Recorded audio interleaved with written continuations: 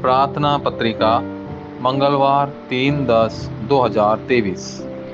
वह सुसमाचार जो लंबे समय से चली आ रही चीज को बदल देता है। बेबीलोन सुसमाचार आंदोलन को पुनर्स्थापित करना। दानियल 1:8-9। परंतु दानियल ने निश्चय किया कि वह राजसी भोजन और दाख मधु के द्वारा अपने आप को अशुद्ध न करेगा, और उसने मुख्य अधिकारी से अनुमति मांगी कि वह अपने आप को इस प्रकार अशुद्ध न करे। उत्पत्ति 3 की प्रकृति के परिणाम स्वरूप 6 और 11 बहुत से जादूगर, भाग्य गणक और मंदिर प्रकट हुए। प्रेरित 13, 16 और 19। डैनियल और उसके 3 दोस्त जानते थे कि इन आपदाओं को रोकने का एकमात्र तरीका सुसमाचार था, इसलिए उन्होंने संकल्प लिया और प्रार्थना पर ध्यान केंद्रित किया। सबसे पहले डैनियल ने निर्धारित प्रार्थना की, डैनियल 6:10। दूसरा, वाचा के भीतर उसने हर चीज को प्रार्थना में बदल दिया, दानियल 1:8-9। तीसरा, वह सभी कार्य करते हुए 24 घंटे प्रार्थना करता था, डैनियल 6:20 और 22। उस समय 25 का उत्तर, जिसने परमेश्वर के राज्य की स्थापना की, सामने आया और परिणाम फल अनंत काल था।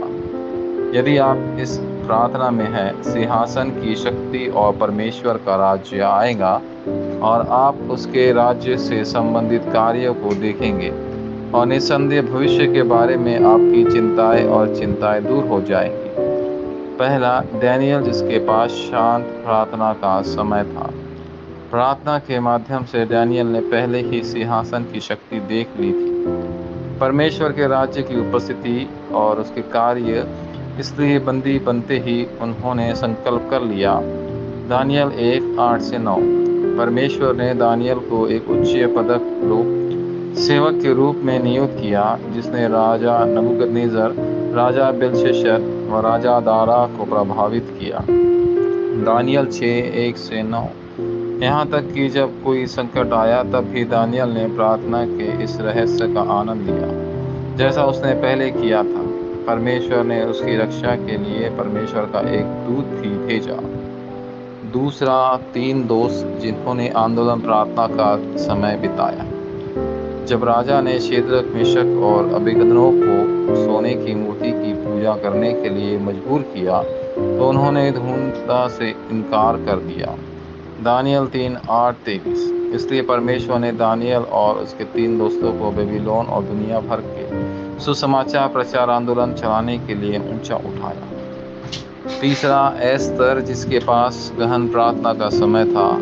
एस्तर को पता था कि वह रानी क्यों बनी, इसलिए जैसा कि मोर्देक ने निर्देश दिया था, उसने यह नहीं बताया कि वह यहूदी थी, एस्तर 2:10। जब सभी यहूदी लोग नष्ट होने वाले थे, एस्तर ने अपने सभी लोगों विशेष प्रार्थना करने के लिए कहा और गहनता से प्रार्थना की, एस्तर 9:20-32। प्रार्थना की महत्वपूर्ण कुंजी यीशु का नाम है। जब आप उस नाम से प्रार्थना करते हैं, तो त्रिएक ईश्वर के कार्य उत्पन्न होते हैं। सिंहासन का दरवाजा खुला है और अंधकार को नष्ट करने का अधिकार प्रकट होता है। आपको बस प्रार्थना करने की जरूरत है, ताकि सिंहासन की शक्ति सुबह आए, सिंहासन का उत्तर दिन के दौरान हो, और द थ्रोन्स द रिएक्शन रात में उठता है। वाचा संबंधी प्रार्थना। प्रिय परमेश्वर, मुझे विश्वास है कि यह एक नई और महत्वपूर्ण शुरुआत होगी। वचन सुनते समय शिष्य उत्पन्न हो सकते हैं। यह आपके द्वारा दिए गए सबसे महत्वपूर्ण पहलुओं को खोजने के लिए एक नई समय सारणी हो सकती है। यीशु मसीह के नाम पर मैं प्रार्थना करता हूँ, आमीन।